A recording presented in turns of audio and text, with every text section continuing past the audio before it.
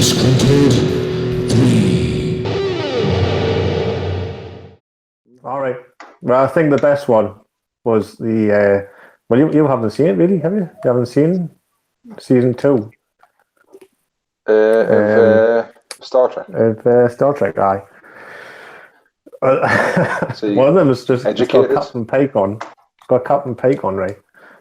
And it's and everyone's petitioning, like all the fans of STD, like they're really keen on a Captain Pike spin-off show because he's a really good character compared to the rest of them.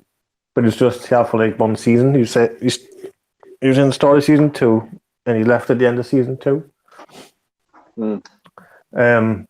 So he's like compared to the rest of them, he's a great captain, right? But every single decision that every single order that he's give out has been totally ignored. It's just everyone ignores him. He's just useless. He's the biggest pushover you've ever seen. Even Michael Burnham should have talked down to him, told him like shit. And he'll give her an order, or anyone, and they'll be like, no, that's wrong. And then he'll say, okay, what do you want to do? He was just there. He was just there. Well, actually, I don't know why he's there.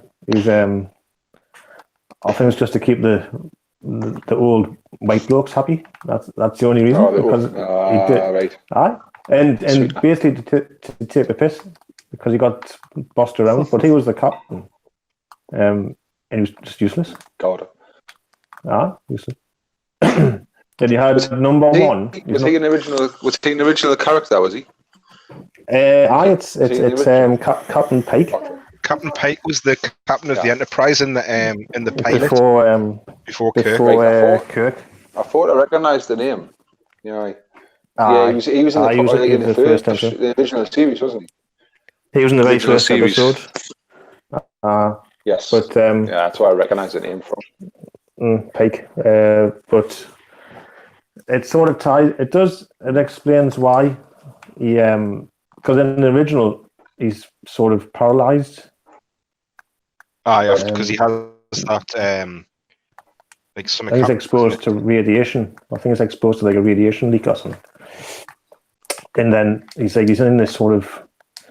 It's like a wheelchair, but. Do you remember the episode of South Park? Dalek, wasn't it? It's the episode of South Park when they get the blame when they set the teacher at the school on fire. They're playing firemen and they set the fire at the school and then they're trying to pay on it to put it out. And the teacher's in the exact same wheelchair as Captain Pike. It's like beeps the light on the front once for yes and twice for no. Stuff like that. Just going across the middle of the road and the battery goes flat on the wheelchair. Start taking the wagon barrel into towards and things.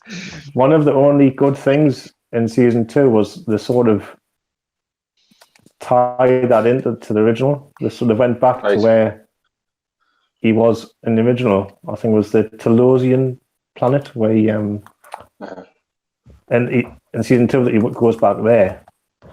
But obviously, being a prequel, he hasn't been in the accident yet, and he finds out what's going to happen, how he gets injured, and but then it's a bit shit because you could just say, well, just leave Starfleet. Just he gets injured on the starship, right? Exposed to radiation or whatever. So just leave Starfleet, and you'll be alright. Right?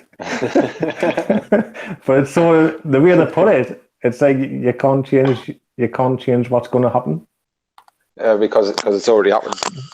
It's been documented in the original series.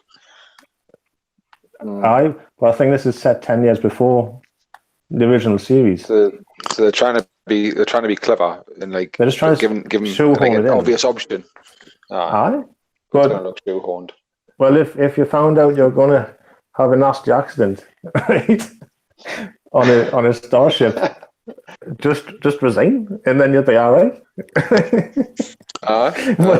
it just didn't make sense. But the track, that was probably the only, that was like a highlight of a fucking dark